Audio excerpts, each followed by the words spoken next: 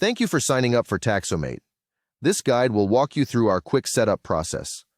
If you have any questions, feel free to reach out to us in the chat in the lower right-hand corner.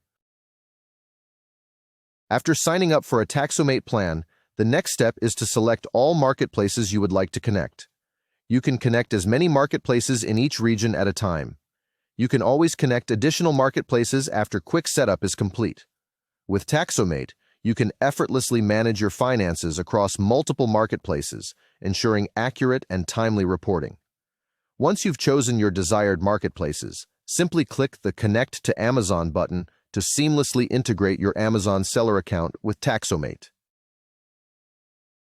After clicking the Connect to Amazon button, you will be redirected to sign in to your Amazon seller account. Once you've successfully signed in, you will be prompted to confirm Taxomate's access to your Amazon account. Confirm Taxomate's access to your Amazon seller account. Once you've successfully confirmed the access, you will be redirected back to Taxomate to seamlessly connect your accounting software and further streamline your financial management process. Select the accounting software you would like to connect to Taxomate. You will then be redirected to your accounting software to log in and connect. Taxomate groups together transaction types into categories to make it easier for you to understand your sales, fees, and taxes.